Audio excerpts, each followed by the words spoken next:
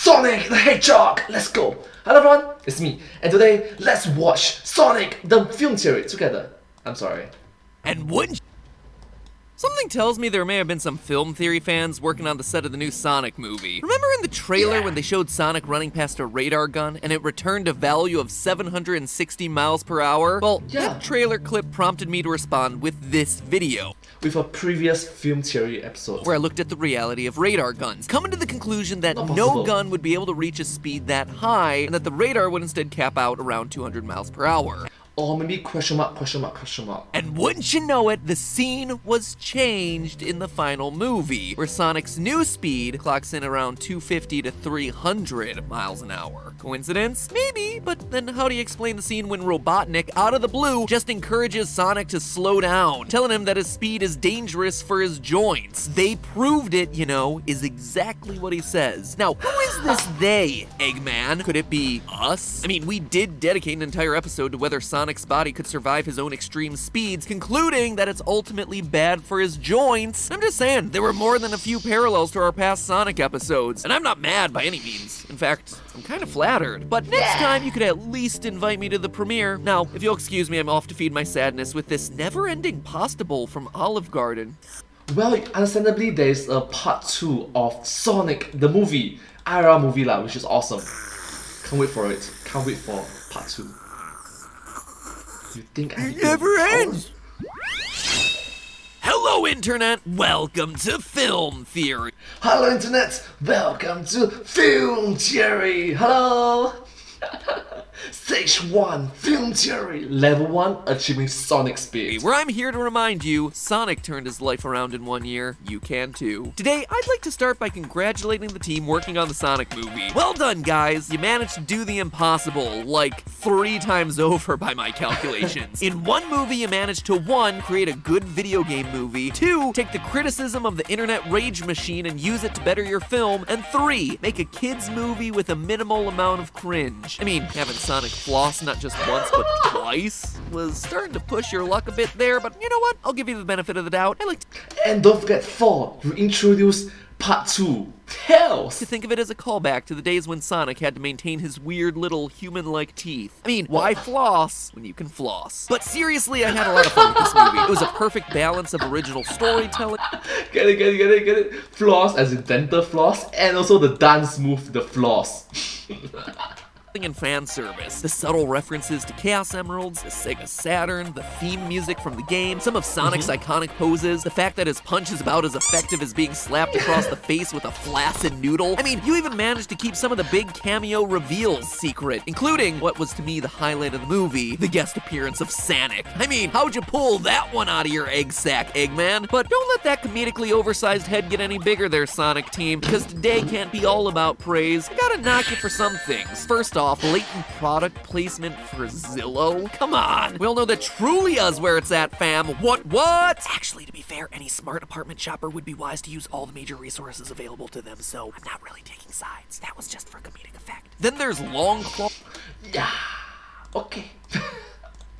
The owl. Let me get this straight. You made up a new character for this movie? This is a franchise where there's more throwaway characters than Game of Thrones, and you just added to the pile instead of taking an established one? I mean, I guess it follows in the great tradition of the fandom's OCs. The only thing missing with Longclaw was a watermark over her head reading, "Do not steal" in all caps. But it's the last eensy-weensy nitpick I have that I want to focus on for today's episode. You know, a small, teeny, tiny little problem I have with the entire premise of the movie. Sonic drops his rings through a magic portal and they end up in San Francisco. So he and his human buddy Tom need to get him back via a road trip. You took the video game character known for running real fast and you put him in a truck for a road trip, going like 65 miles an hour. Oh sure, you make the excuse that Sonic can't find San Francisco, and yeah, I get that the entire road trip was a veiled excuse for Sonic to connect with humans in a way that he always longed to but was unable to because of his self-imposed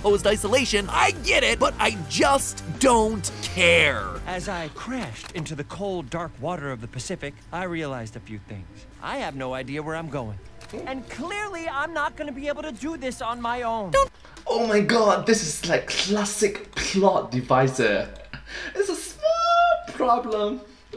Sell yourself too short there, Sonic. I have a pretty good feeling that you would have been just fine left on your own. So today, we're putting that movie's premise to the test. Was Sonic's road trip with Tom a faster way of them getting to San Francisco than Sonic just running there by himself? Knowing what we know about Sonic's speed, as well as his apparent inability to use a basic map, would Sonic blindly running across the country ultimately get him to San Francisco faster than hopping in the old Chevy Silverado and driving there human style? So let's start off with what we know. In the movie, their entire road trip takes roughly 2 days. First night is Sonic's big night out eating chili dogs at the local biker bar, and by the late afternoon of the next day, they're in San Francisco eating clam chowder and fighting off Robotnik. But I want to double check that figure. Seems like it's a bit too short. We know that their journey begins in Green Hills, Montana, a fictional city that apparently isn't all that far off from the world's largest rubber band ball. A clue that you think might help us identify the real world location of Green Hills, but it doesn't. The largest rubber band ball in the world was made in Lauderhill, Florida, and now lives in a museum, just a couple of states away from Montana. I mean, Sonic could be seeing a sign for the world's second largest rubber band ball, a 175,000 band behemoth that lives in Eugene, Oregon, but it's still too early in the road trip for them to be all the way over here when they started somewhere in Montana. So, you know what? Maybe we're better locating Green Hills using another method. According to the welcome sign for Green Hills, the city has a population of 1,981 and an elevation of 3,445 feet. Now, finding a place in western Montana that fits both of those criteria is surprisingly challenging. Because the Rocky Mountains are going right through that part of the country, elevations tend to be higher on average there, 4,500 feet and up. But by cross-referencing Montana elevation maps with Montana population maps, I was able to roughly pick out Powell County, and specifically the city of Deer Lodge, as our prime candidate for the real-world equivalent of Green Hills. With an elevation of 4,567 and a population of just under 3,000, yeah, it isn't exact, but it's pretty darn close, and about as close as you're gonna find in this part of Montana. What also helped me settle on Deer Lodge was this moment in the movie, when Robotnik is tracking Tom and Sonic down. We see red dots marked out on the map, presumably key areas that they visited along the trip, and the starting dot is roughly here, right where Idaho has that first little chunk in the state, so track that over and boom, we're back in Powell County. So citizens of Deer Lodge, all 3,000 of you who are clearly watching this show, no longer will your city just be known as the home for the Montana State Prison. Really? Jeez, that is a bummer of a thing to be known for. Well, all of you watching from your little prison TVs while you're stamping out license plates, take pride knowing that you are now the featured city of a pretty okay video game movie.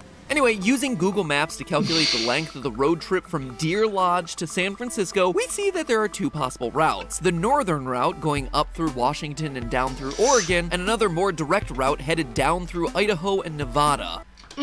Thank you so much, Google Maps. Thank you so much.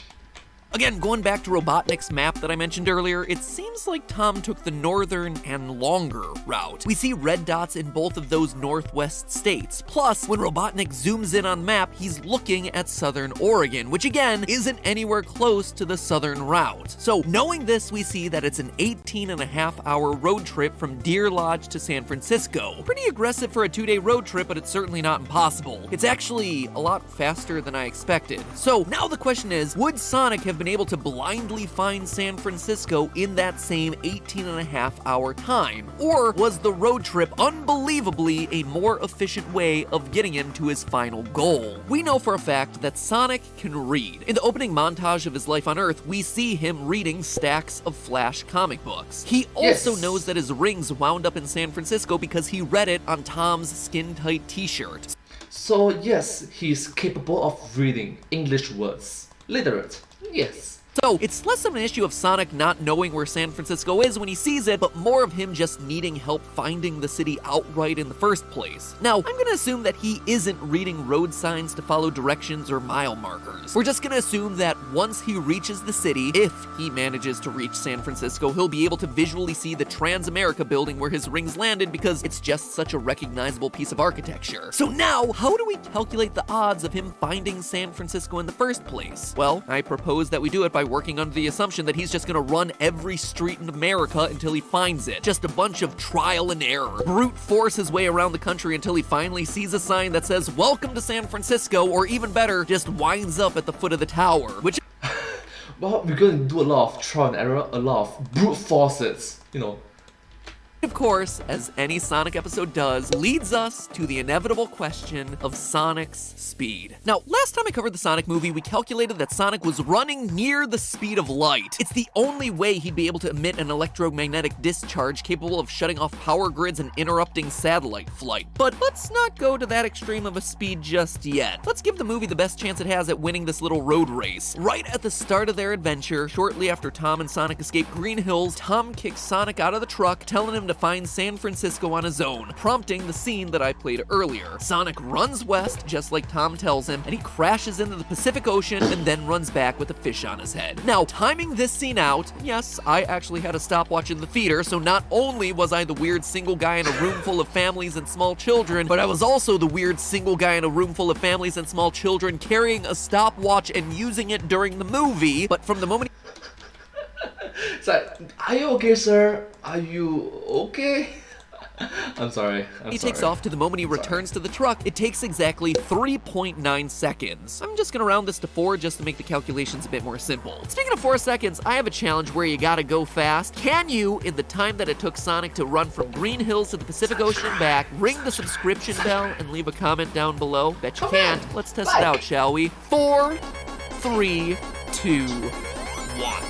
Did you do it? Well, whether you did or didn't, just know that your subscription is appreciated. I'm trying to get to 10 million subscribers sometime this year on this channel, and I need all the help I can get, so you subscribing means a lot. Thank Yes, and his back in that day is like 8 million, 8.35 million. It's incredible, but right now in the year 2022, he have reached 10 million subscribers. Heck, he reached 10 million last year in the year 2021. For me, I'm just glad that I have 800 plus subscribers, hoping to reach 1,000.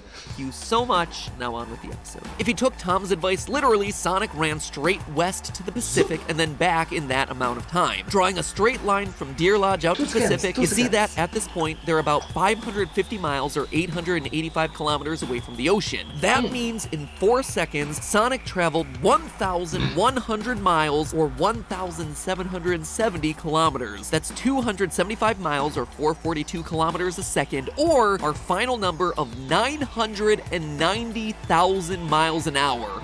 Oh my god, so close to getting 1 million! I'm sorry. 1.6 million kilometers an hour. Lot. Now, Tom gives Sonic the instructions of head west, so let's do that. Let's assume that Sonic explores every roadway west of where he currently is in Green Hills, Montana. That's mostly going to be the states of Idaho, Washington, Oregon, California, a bit more of Montana, and Nevada. So I added up all of the roadways, both paved and unpaved, for all of those states, and found that we're dealing with about 1,083,000 miles worth of roadway. Oh, that's a lot of calculations, man. Matt, I salute you. 1.7 million kilometers. Sonic would be able to cover all of that in a little over an hour. But okay, maybe Sonic doesn't know what direction west is. Maybe he goes the wrong way. Well, across all 50 states, the US has 4,092,729 miles of roadway, 6.58 million kilometers. It is far and away the best, longest, most robust road system in the world. And Sonic would be able to cover it all in 4 hours, giving him more than enough time to get lost, double back, and stop for every giant rubber band ball that he sees along the way, while still making it to the Transamerica building 3 times over before Tom's truck would. And remember, that's still me assuming the worst case scenario. That's Sonic not traveling at light speed, not reading road signs. That's Sonic traveling all the roads in America before finally stumbling across San Francisco as his very last destination, cause, you know, one of the nation's largest cities might be hard to miss. But you know what? Call me Angelica Schuyler, cause I am still not satisfied. What if Sonic got really lost and took a roadway that went south of the border, or up to Canada, or maybe he just wanted to enjoy a nice huevos rancheros near the Nazca lines? So I tallied up all the roadways in all the countries and territories of both North and South America, because I didn't feel like separating out the island nations, to be honest. So I went the whole 9 yards, and I got myself 7,029,306 miles of roadway, 11.3 million kilometers. Wow! I mean, wow! You actually included the entire continent. Wow, that's a lot of calculations. 7 hours and 6 minutes worth of Sonic runtime to run every street, every roadway, both paved and unpaved, in every piece of land in all of North and South America, and still he is taking up less than half the time it would require for Tom to drive him that 18-and-a-half-hour road trip. And so yeah, I went there because I'd already come this far, why not go the final step? I went to the CIA's World Factbook and added up all 215 entries they had for the roadways around the world, paying attention to every last number, even Tuvalu's little reported 8 kilometers of paved roadway, because that's how type A I am. An absolutely tedious process of data crunching that was rendered entirely useless when I got to the final 4 entries of that CIA list and saw that world was a separate entry unto itself. I'm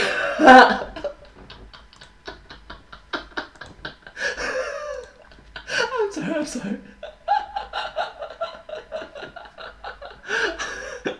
I'm sorry, my bad.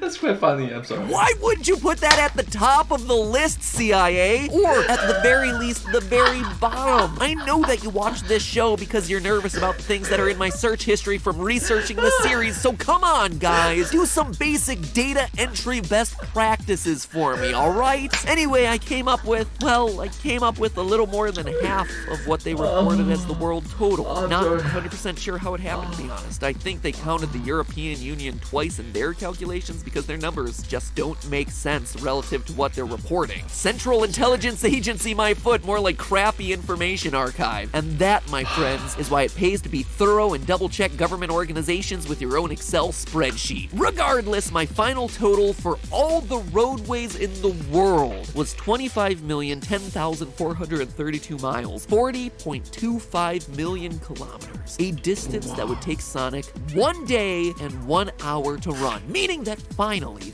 we've reached a number that Tom's road trip is able to beat. Or is it? Remember, we said that 18-and-a-half hours was Tom's trip if he drove non-stop, but we know that they took breaks, they beat up biker thugs, they farted around in their hotel room, figuratively and literally. For plot development and for character growth. Yeah, and also more for the movie to so sorry.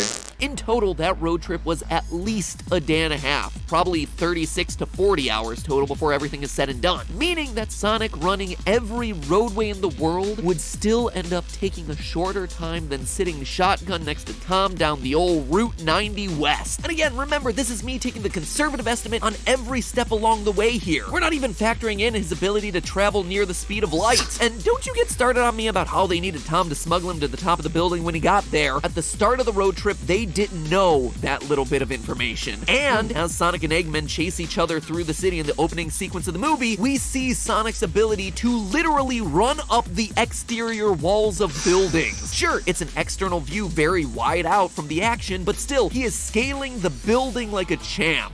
Against gravity. Almost as if the whole thing was manufactured by Sonic to make Tom feel important in the first place. That manipulative little hedgehog. Seems like speed isn't his only super ability. So there you have it, my little chaotics. You should watch the Sonic movie for a lot of reasons. It's fun, it's funny, it does the characters justice. Just don't roll in expecting a premise that makes a whole lot of sense. Or an accurate location of the world's largest rubber band ball. Or an appearance from Charmy the Bee. Come on, guys! You make Longclaw, but you neglect Charmy the Bee? Time to fire up the internet rage machine one more time for the sequel. But first, I have to shop for an apartment. Zillow.com. But hey, that's just a theory. A film theory. And cut. Well, I'm thankful. Thank you so much for watching this video together with me. It'll be fun and enjoyable. I laugh a lot, like genuine laugh. That was a pretty good narrated. It was narrated pretty and enjoyable, yeah. Anyways, I'm thankful that you watched this video together with me. I hope that you like this video as much as I do. And if you do like this video, please remember to like, share, and subscribe to my channel, and comment down below if you have anything to share with us. Don't forget to follow my channel, and I sincerely appreciate all of your support and encouragement for my work. It's very uplifting, motivating, and just encouraging to see all your support and positivity involved. Thank you all so much, and I hope to see you all in my next video. But hey, that's just a theory. A film theory, and cut. Thank you.